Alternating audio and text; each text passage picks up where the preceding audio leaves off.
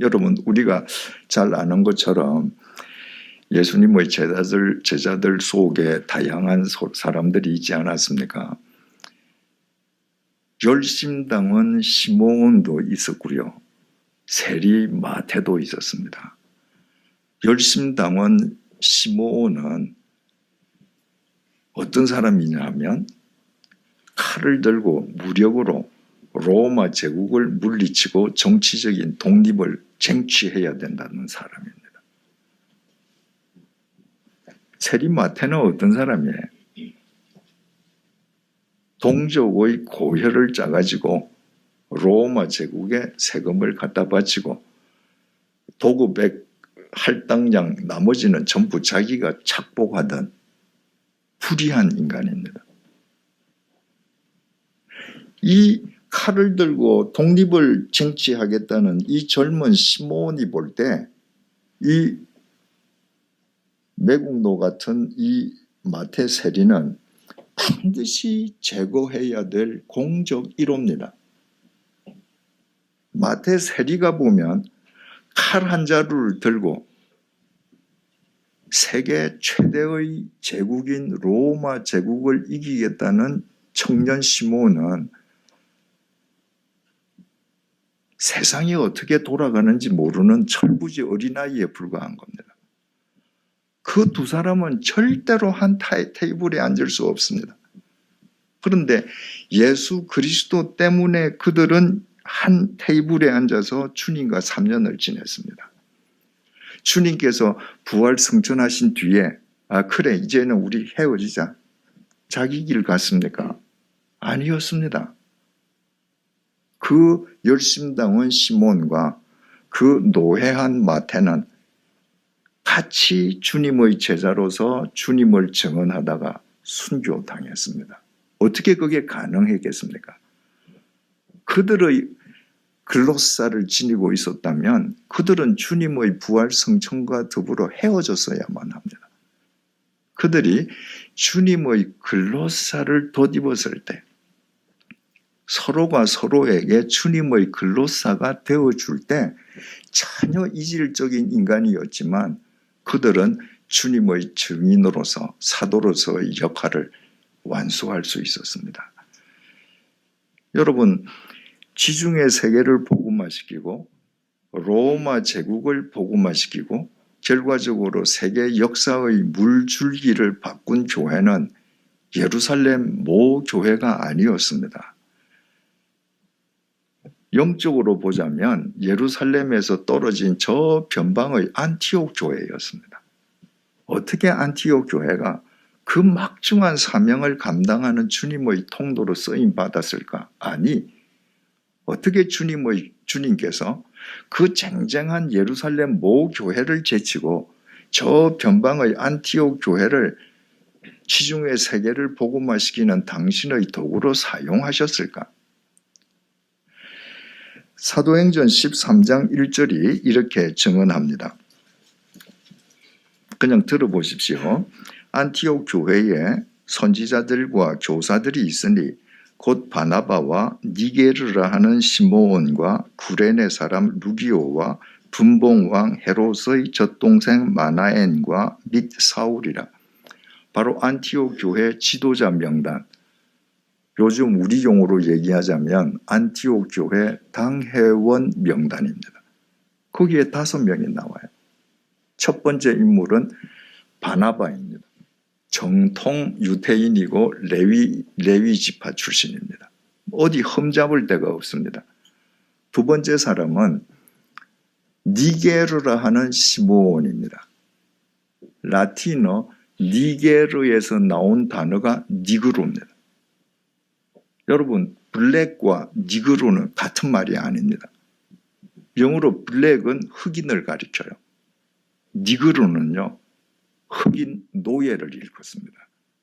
그러니까 성경이 시므온을 가리키면서 니게르라 하는 시므온, 이 말은 니그로였던 시므온 이 말이에요.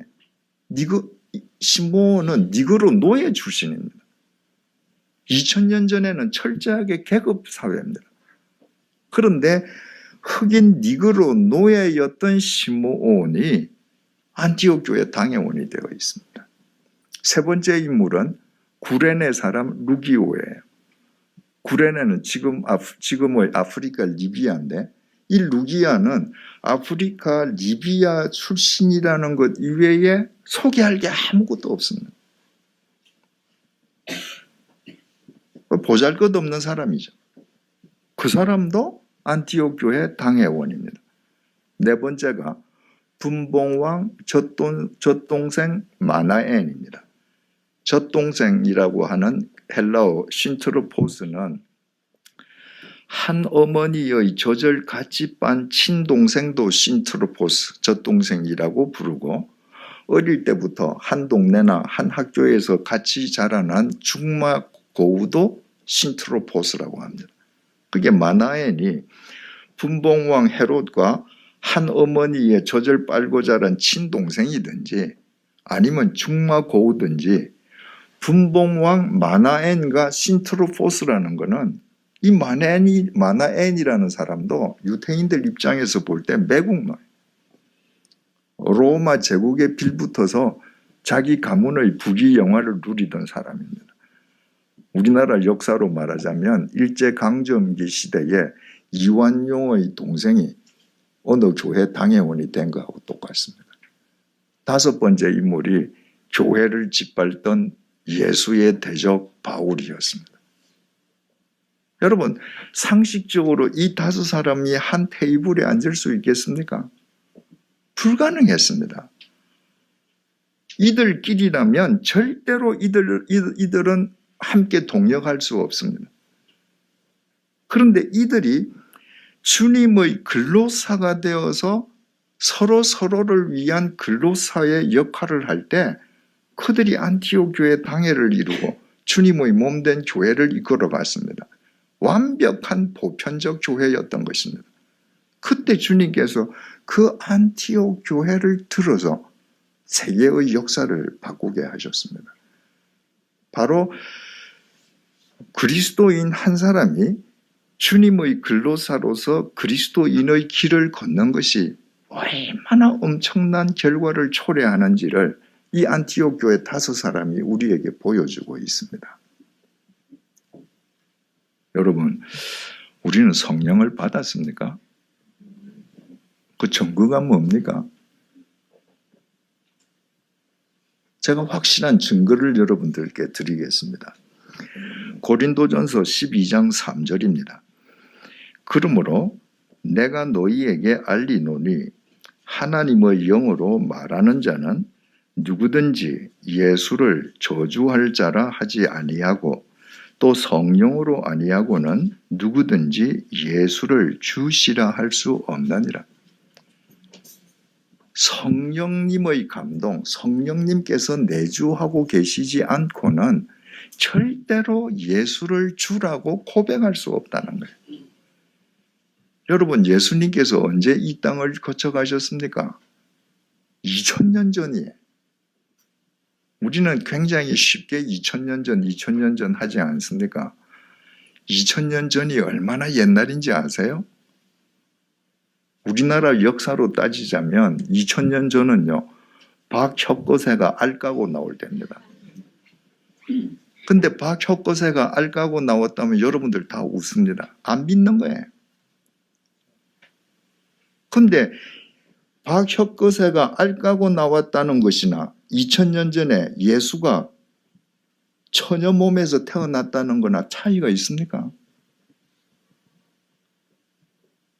그 예수가 2000년 후에 태어날 내 죄를 위해서 십자가에 못 박혀 죽었답니다.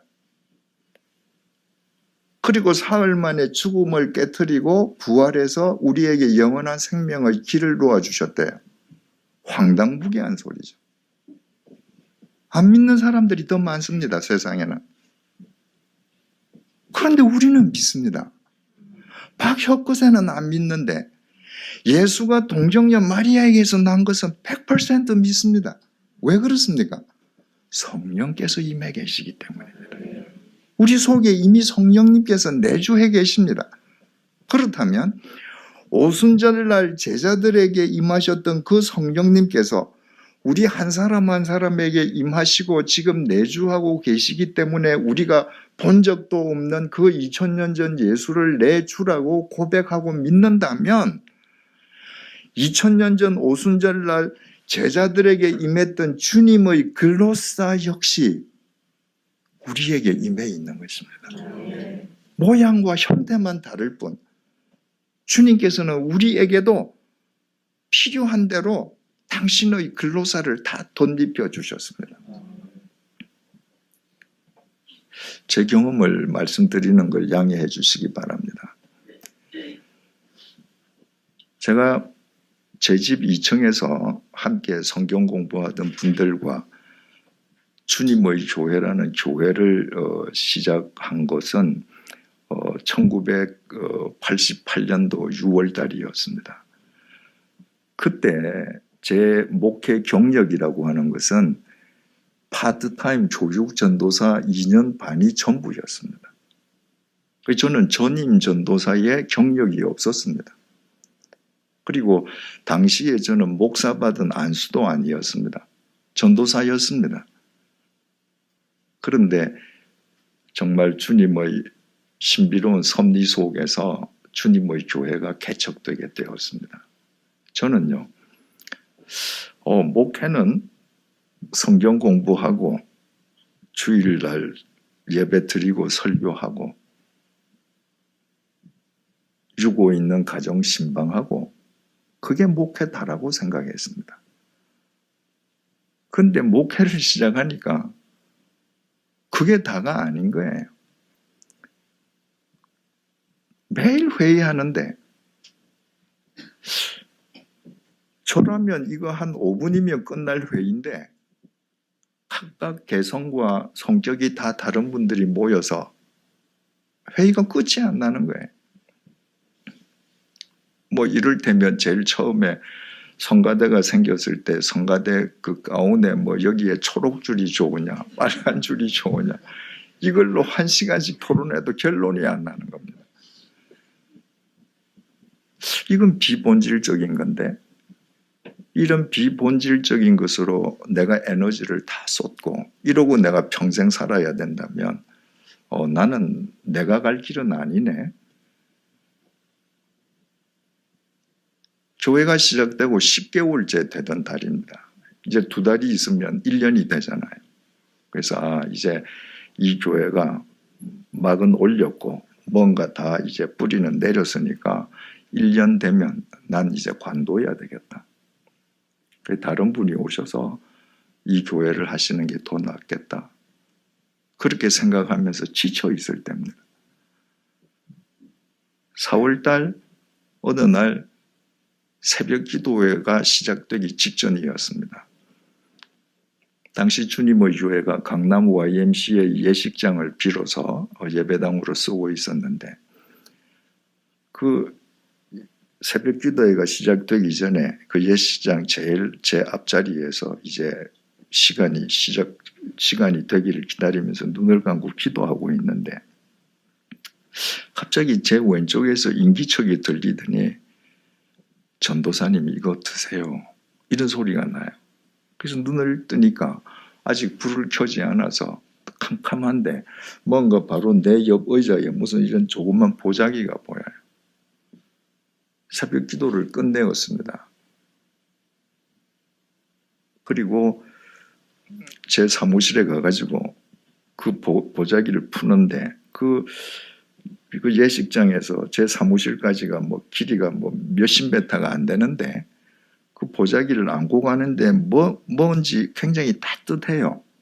근데 가서 보자기를 여니까 조그만 상자 속에 작은 케이크 크기의 하얀 시루떡이 들어 있었습니다. 그리고 그 시루떡 위에 빨간 파트로 축생신 이렇게 써여 있었습니다. 그날이 제 생일이었습니다. 그런데 그 떡이 따끈따끈한 거예요. 여러분, 전도사를 위해서 생일인 걸 알고 그 떡을 새벽 기도회가 끝나고 나서 따뜻하게 먹도록 만들려면 그분은 밤새야 되잖아요. 여러분, 저는 그 떡을 먹으면서 그 맛이 어땠는지 30여 년이 지난 지금 전혀 기억나지 않습니다.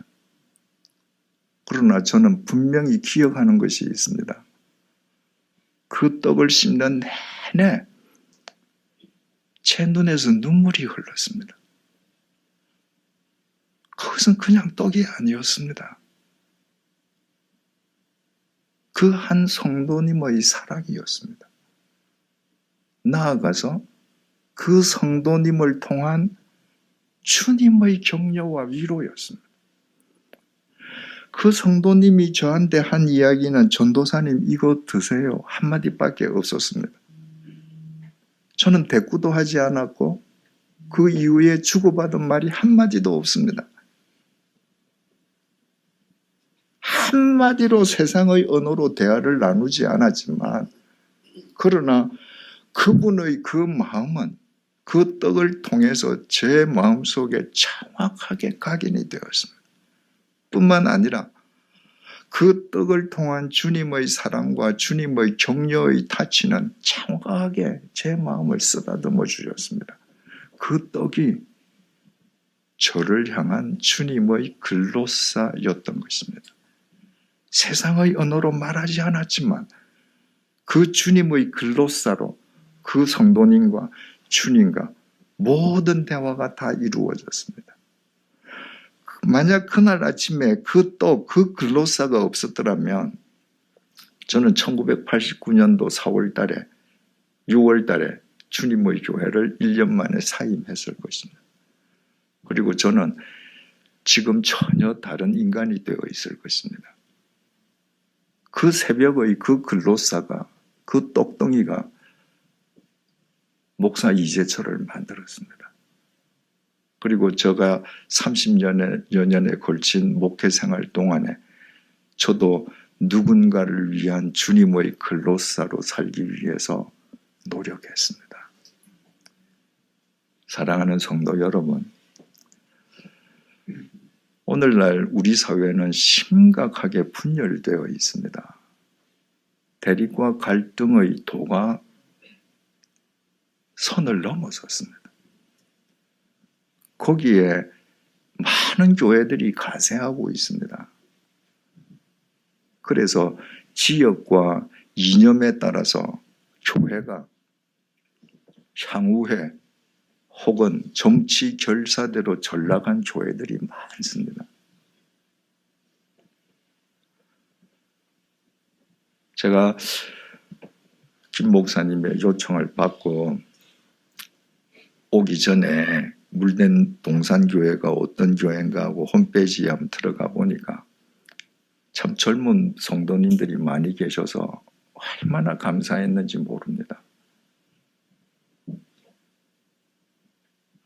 오늘 젊은 크리스찬들이 대한민국 교회 미래를 책임져야 할 제목들 아닙니까? 근데 여러분 어떻습니까? 여러분들의 사랑하는 어린 자식들을 이 대립과 갈등과 분열의 사회 속에 그냥 내던지고 방치하시렵니까? 그리고 여러분들의 자식이 살아가야 할 이 사회를 더 분열시키고 대립시키는 일에 가세하시겠습니까? 여러분, 우리 한 사람 한 사람에게 지금 성령님께서 임해 계십니다. 그분에게 눈을 뜨십시다. 매일매일 민감하게 그분의 이끄심 속에 살아가십시다. 그리고 그분께서 우리에게 주신 글로사를 발견하십시다. 그래서 세상 사람들을 향해서 우리의 눈빛이, 우리의 표정이, 우리의 언어가, 우리의 손길이, 우리의 물질이 그들을 위한 주님의 글로사가 되게 하십시다. 그때부터 여러분들은 그 그리스도인의 길을 걷는 생명의 통로가 될 것입니다. 그리고 바로 여러분들로 인해서 이 교회는 이 시대의 열심당원 시몬과 노회한 마태가 주님의 글로사로 한데 어우러지고 매국노 출신 마나엔과 교회의 대적 바울이 주님의 글로사로 함께 동력하는 문자 그대로 성령의 물된 동산교회가 될 것입니다. 기도하시겠습니다. 주님, 우리는 교만한 우리 자신의 말이 얼마나 공허하고 또 폭력적인지 잘 알고 있습니다. 이제 우리 모두 다른 언어로 말하기를 소망합니다. 성령님께서 우리의 교만한 바벨의 혀를 예수 그리스도의 혀로 대체하여 주십시오. 우리가 입을 열어 단 한마디도 말하지 않아도 우리의 삶 자체가 사람의 마음을 움직이는 다른 언어가 되게 해 주십시오. 우리의 일거일투족, 우리의 눈빛, 우리의 표정, 우리의 손길, 우리의 물질이 단절의 장벽을 깨트리는 주님의 글로사가 되게 해 주십시오. 주님의 글로사로 살아가는 우리로 인해 인간 사이의 오해와 편견과 대립과 분열이 종식되게 하시고 찢어지고 피폐해진 마음들이 회복되게 해 주십시오. 우리 자신이 주님의 글로사로 살아가는 한 내 앞에 있는 사람이 당장 변치 않는다고 낙심하지 말게 해 주십시오. 우리의 문제는 상대의 변화가 아니라 우리 자신이 주님의 글로사로 그리스도인의 길을 걸어가는 것임을 잊지 말게 해 주십시오. 우리에게 이와 같은 삶이 가능할 수 있게끔 지금 우리 속에 임재해 계시는 성령님의 이끄심에 매 순간 민감하게 응답하게 해 주십시오. 주님, 지금 신종 바이러스가 창궐하고 있습니다. 신종 바이러스로 인해 고통받는 분들을 치유해 주시고 그 가족들에게 용기를 주십시오. 신종 바이러스 퇴치를 위해 헌신하는 분들을 위로하고 격려해 주십시오. 또 정부 당국과 관련 기관이 이 상황을 속히 통제할 수 있도록 도와주십시오. 그동안 하늘을 찌를 듯한 바벨의 교만 속에 살던 우리 모두 신종 바이러스보다 연약한 우리의 실체를 꿰뚫어 보며 주님 안에서 한없이 낮아지고 겸손해지게 해 주십시오. 예수님의 이름으로 기도드립니다.